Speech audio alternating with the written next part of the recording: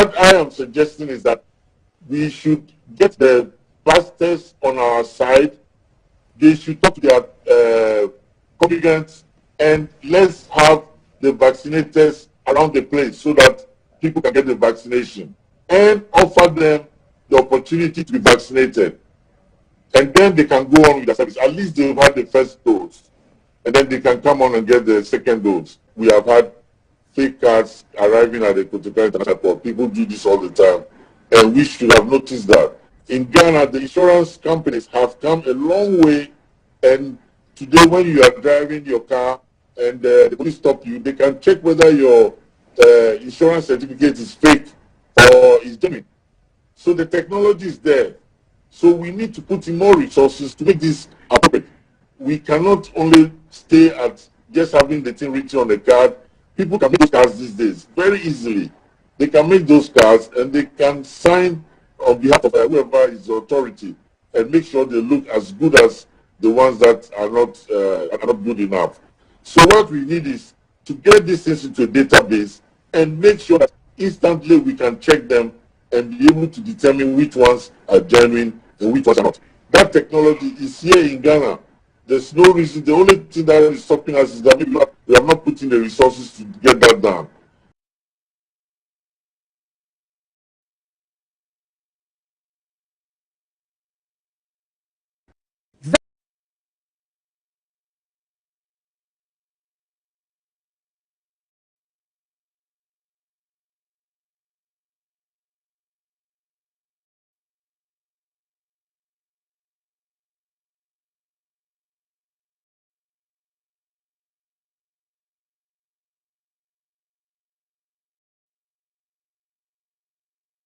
The Community Practice Pharmacists Association is concerned about the spate of armed robbery attacks on pharmacies across the country. The recent attack at a community pharmacy in Kumasi brings to 15 the number of attacks recorded this year. It happened on December 21, 2021, when armed robbers stormed the pharmacy and shot the pharmacist on duty and absconded with huge sums of money and other valuables. The robbers also deflated the tires of the pharmacist, who managed to drive on flat tires to the hospital, where he is currently receiving treatment. While the association is calling on the law enforcement agency for intervention, the chairman of the Community Practice Pharmacist Association, Dr. Michael Ireland, advised all community pharmacists to be security conscious. It is very important for any member of the public to ask of the pharmacist anytime you enter any community pharmacy in your community. It has come to the notice of the leadership of the Community Practice Pharmacists Association, CPPA, that a number of our community pharmacies and pharmacists have been attacked and robbed by armed robbers. A victim who was attacked on 6 different occasions and CEO of Health Consultant Pharmacy, Mr. Michael Kofi, called on the police to help them keep the pharmacies safe. If the police can help by patrolling around pharmacy shops in the night, because we are serving the community very well. We are the first point of call whenever someone is sick. I believe that we have served our community right, so if there is any protection to be given us, and all other pharmacies, I will entreat the police to do so.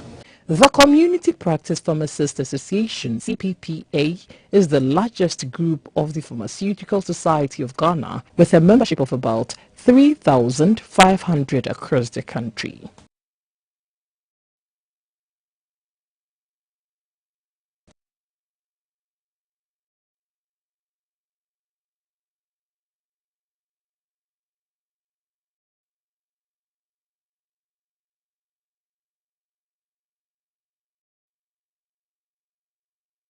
With a staff strength of 900, including 30 doctors, the Upper West Regional Hospital has in the last 2 years provided services to almost 100,000 people in the region and beyond. As a secondary health service provider, the hospital also provides health care to patients from other parts of the north and Burkina Faso. To help improve on its operations, the hospital engages its clients annually in an open forum. Dr. Robert Amesia is the medical director of the hospital. Since our existence, we have attended to close to 100,000 people at the OPD. A lot of people have been admitted and operated. We began with 4 doctors. As I talk now, the doctor population has crossed 30. But I think looking at the population of Wa and the districts under the Upper West region, 30 doctors is still not enough. But in less than 2 years, I think this is something that it's not too big, but it's something that we can celebrate. The Regional Director of Health, Dr. Damien Punguye, urged the support of the traditional authorities and other partners in the operations of the hospital. He, however, advised the people not to run down the facility. This is the only hospital that we have that when district hospitals cannot handle, they will bring here. And so we should be interested in helping to shape the quality of service delivery in the hospital rather than running it down. Because when we succeed in running it down, we are all going to go down. The residents commended the hospital's management and staff for ensuring continuous flow of potable water and providing shade and security. They called for the establishment of a fund that will support patients who cannot afford medical bills. In August this year, as part of measures to tackle the country's ailing health system caused largely by the ravages of the coronavirus pandemic, President Akufo-Addo cut the sword for the Agenda 111 project. The project entails the construction of 101 district hospitals, 6 regional hospitals, and an extra regional hospital for the Western region. 2 mental hospitals are also to be built in the middle and southern belts, while redeveloping the Accra Psychiatric Hospital. However, the Africa Center for Health Policy has cast doubt about government's set target for completion of the projects.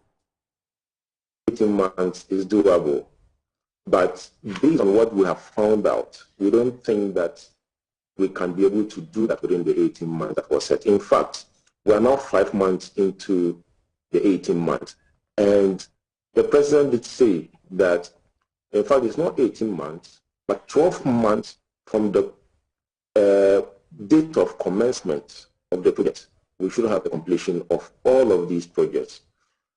We're 5 months down, 5 months into the project, and we have not seen any physical construction coming up. We have seen that portions of the lands have been cleared.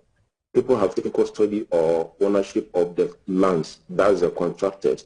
But I've not seen them building the physical structures as in the hospital that were promised us. Speaking to the contractors specifically, it is about funding that is not being available. And I think that conceiving this idea, a nice idea, we should have at least gotten the financing straight or correct before we say we are launching such a thing. As of now, it seems that we do not have the funding readily available, and we are still searching for the funds, which isn't coming forth. When you take Ghana, for instance, as a middle income or lower middle income status country, by 2022, donors are dwindling away. They think that we should be preparing ourselves to start financing most of the projects that we say we want to do. And so they are fizzling out. They don't really want to push a lot of money to Ghana again. And so it is putting pressure on the common Ghanaian. But we should have explored other or alternative ways of financing our healthcare finance, health infrastructure.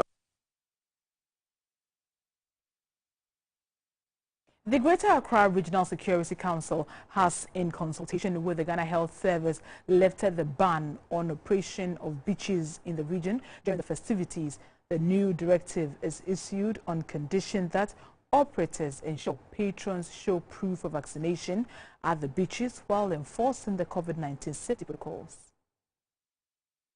The stakeholders meeting last week, the Greater Accra Regional Coordinating Council announced the closure of beaches, among other directives for the festive season as part of measures to curb the spread of COVID-19. However, upon further consultations with the Ghana Health Service, the RECSEC has reviewed the directive on the closure of beaches.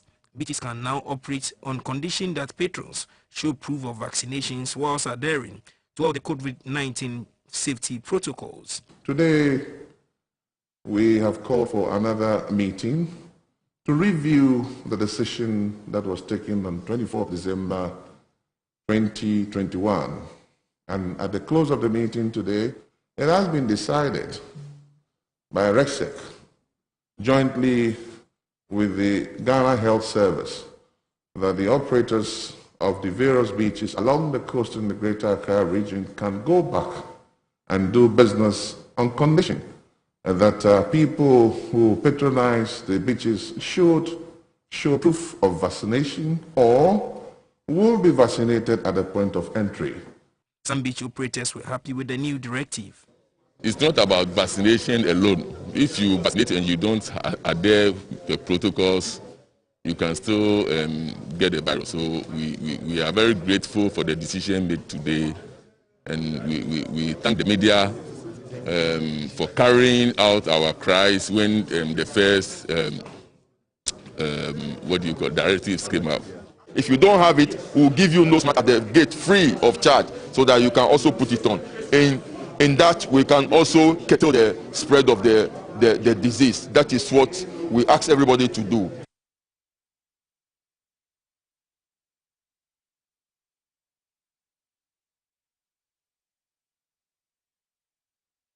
At the annual Samampi Festival celebrated by the chiefs and people of the Kusau traditional area in the Upper East region, the Minister for Chieftaincy and Religious Affairs, Mr. Ebenezer Kum, encouraged the people to respect the decision of the Supreme Court on the status of the paramount chief in the area. He said the judgment pronounced is binding on all residents of Boko.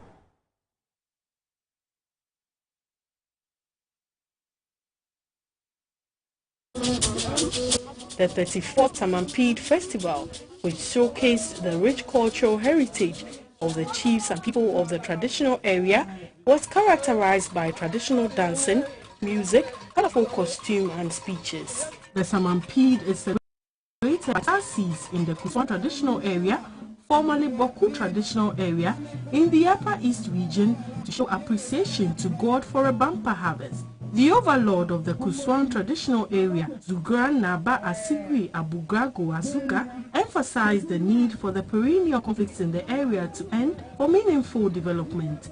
He asked the security agencies to ensure perpetrators of the violence in the area are brought to book.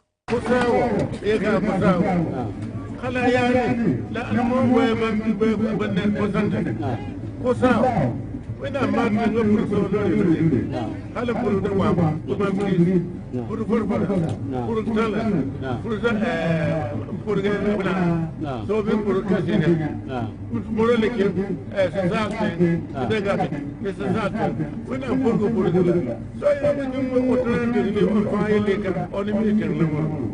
so my opposed excellency that I don't know more.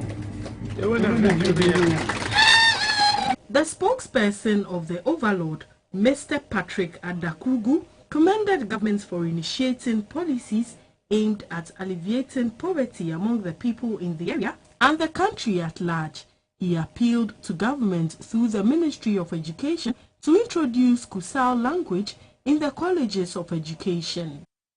The president of the Upper East Regional House of Chiefs, China Pio Pe Detinduni Adiali Ayagitam, said the recent clashes between the Kusasis and Mampusis in Boko is not chieftaincy related. We cannot continue to countenance the activities of criminals and miscreants in political affairs.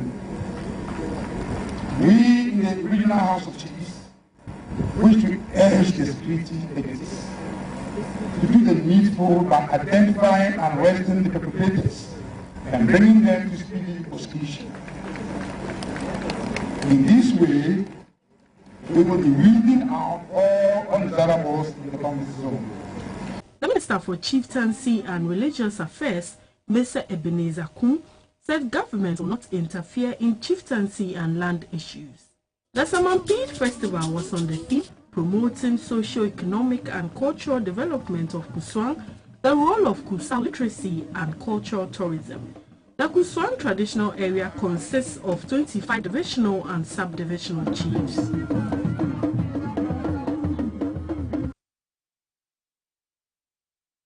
The private sector will now play an essential role in sustainable waste management in the country. This follows a capacity building program in alternative urban waste management for some 17 stakeholders. The training is organized by the Council of Scientific and Industrial Resource CSIR, Institute of Industrial Research, the United Nations Development Program, and the Ministry of Environment, Science, Technology and Innovation. Getting the private sector involved in maintaining a clean environment has been identified as a key activity in facilitating the implementation of projects and programs that strengthen climate governance. This is what called for a training curriculum for the CSIR IIR to achieve capacity building through short-term training under its private investment mobilization training program. A consultant, Dr. Esel Ben Hagan, elaborated on the essence of the training. The aim of the whole activity, which is to get the key contracting authorities in solid waste management, mainly the MMDs, they will be better equipped, better in an understanding position to get more private sector investment. That's the whole idea. The project leader for CSIR, Madame Adjoa Bentuma Enimpong, says there would be a center of excellence after the training, and this would be open to other stakeholders who are interested in being trained in alternative urban waste management, and this would cut across all the regions of the country. Officials were taking through some lessons on sustainable waste management. The 17 stakeholders were selected from the Association of Ghana Industries, Private Enterprise Federation, Environmental Protection Agencies, University of Ghana, Adenta Municipality, Lankwantanan Assembly, Tema West, and Ashaman Municipality. The University of Education Winneba has introduced Sisali language into its languages curriculum at the School of Languages at Ejumako in the Central Region this year. At an annual meeting of the Sisala Union at Wa in the Upper West Region, the president of the union, Dr. Roger Canton, said, by this initiative, the Sisali language will be examinable in colleges of education in a few years to come. Sisali is one of the languages spoken in the Upper West Region. Out of the 11 municipalities and districts in the region, 4 are Sisala dominated. They are Sisala East, Sisala West, Wa East and Lambusie. The language, however, is not among the Ghanaian languages being examined at the training colleges. Through the efforts of the Sisala Union, the Sisali language has now been introduced into the curriculum of the University of Education at Ejumako in the Central Region this year. At its annual general meeting at Umo, President of the Sisala Union, Dr. Roger Canton, said Sisala students will perform better in the Ghanaian language exams. Early this year, the University of Education Winneba have finally accepted and introduced Sisali into their academic curriculum under their School of Languages at Ejumako in Central Region. We have the first batch of students, about 51, have been admitted, and we are hoping that in the next 2 or 3 years, our language will go through the major processes so that the West African Examinations Council, WAI, will introduce it so that our students can write the BEC. Dr. Roger said the union has also ensured the establishment of the Sisala Rural Bank, the creation of the Sisala West District, introduction of a climate-smart agricultural innovations and promotion of peace among paramountcies in the Sisala traditional areas. Municipal and district directors of health and education made presentations on the provision of education and health in the Sisala areas.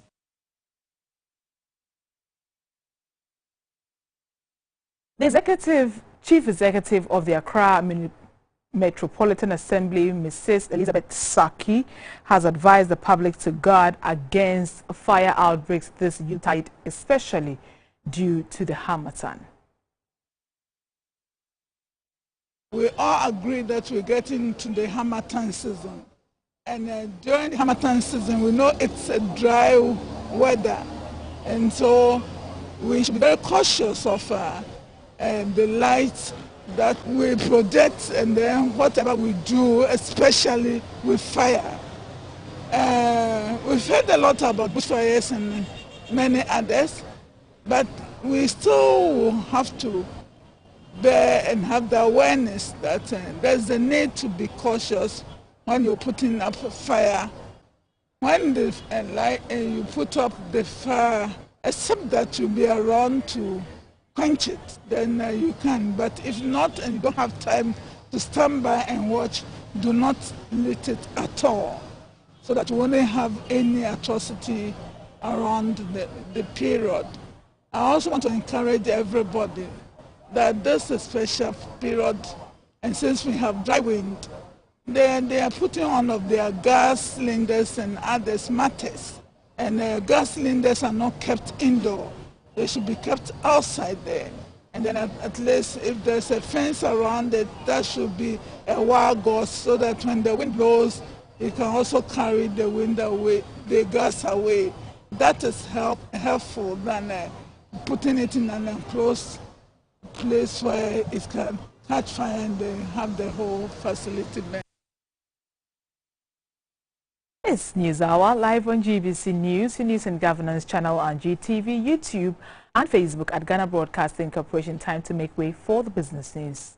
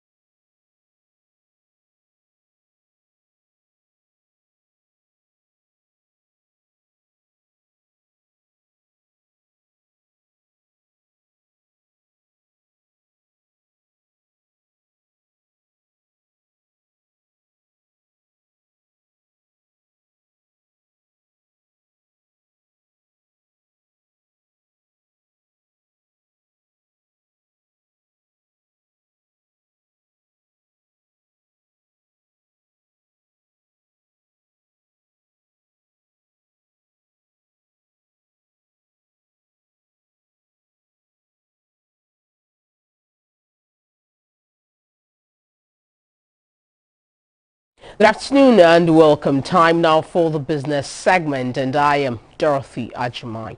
Experts in the technical and vocational education space report a surge in enrollment into technical and vocational institutions as the negative perception surrounding this kind of education changes gradually.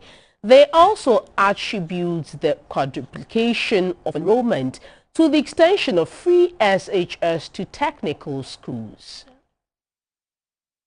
This is West Africa's first ever technical vocational training institute, the Aswanse Vocational Technical Training Institute, established in 1917. It turned some 100 years in 2017, with a student population of 2,472 and counting. Now, authorities tell me that ever since the free SHS policy was introduced, enrollment keeps increasing. They see even more of the girls developing the interest in technical education. What remains now is training materials so that the students are able to have a practical feel of what they have learned.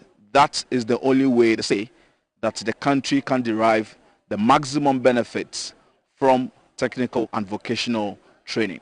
So you are aware that government has introduced free education, which TVET is part of. So that has really quadrupled the enrollment across the secondary level education, and of course TVET is also part of it. Yeah, so tremendously the enrollment has improved because people were ready to go to school, but because of one or two challenges, maybe financial, but with this government support of free education, it has really quadrupled the enrollment across the secondary level space, and of course also technical and vocational education and training. Right. The perception is really eroding. Of course, as a commission for TVET, we have been running a number of interventions through guidance and counseling for junior and high school to inform them about opportunities that lie ahead of them with TVET, the employment opportunities therein, right? So having this understanding is making people to think twice and to really opt for TVET education, because we know TVET provides you the skills for employment. And if students appreciate this from the junior high school, it's really directing them to really now focus their attention to furthering education in TVET. My father and all my family members supported me that it is good to do this, and anything that I need, they support me because of this course. It has increased tremendously. Last year, for instance, they gave us 1,069 Form 1s. Hitherto, it was below, around 700. So it's increased, though we don't have the facilities. And because of that, some masters had to vacate their bungalows to house some of the girls who were brought. Mobile phone networks make secret deductions from their subscribers' airtime or credit for services the customer may not need or has not approved of. For instance, a subscriber is charged for romance tips or games he or she may not be interested in.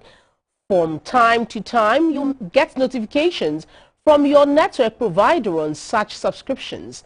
Investigations by Mr. Samuel Duwona, the managing editor of Tech GH24, shows that most Ghanaians are secretly paying subscriptions they never consented to. Mr. Duwona made the revelation on GBC News business program Market Avenue. It was on his campaign dubbed Stop the Airtime Loot. Because the law is clear. The law said that if you violate an individual's right in terms of not seeking their consent and going through the proper process, you are liable to a fine of 5,000 penalty units. One penalty unit is 12 cedis. Wow. So times 5,000, 60,000 per person. So if think about how many people they are doing this to. We are even literate to. Yes. Look at what they are doing to us. Think about the people in the villages who are not even aware of these things. Think about it. MTN has got 25 million customers. Even if we are doing it to 10%, that's 2.5 million. Money. Calculate and see. So if NCA is able to catch all these things, this will be fined billions of Ghana cedis, and it will teach somebody a lesson. They will stop these criminal things they are doing. Wow! It will stop this crime. So that is where the campaign is going. We are going to make sure that NCA does what they have to do. We have paid for an interconnect clearinghouse. You have to know that vast traffic is interconnect because it is moving from one network to another. Yes. So it's interconnect. Why can't you let this traffic pass through the interconnect clearinghouse? Let them do all the protocol checks and say that before to make sure that somebody actually subscribe to it. You're still watching the business segment of News Hour. Gold is on course to record its worst performance in 6 years as prices dropped on Thursday, pressured by a higher dollar. U.S. gold futures fell 0.5% to $1,797. Gold prices hit a month high on Tuesday but slipped to a week low the very next session before closing unchanged. This placed gold on a track for the biggest annual percentage decline since 2015. Experts say the first week of January will provide directional clues as gold is caught between the magnitude of inflation and the U.S. Federal Reserve steps to contain it. The dollar index recovered from one-month low, weighing on gold demand by making it less appealing for holders of other currencies.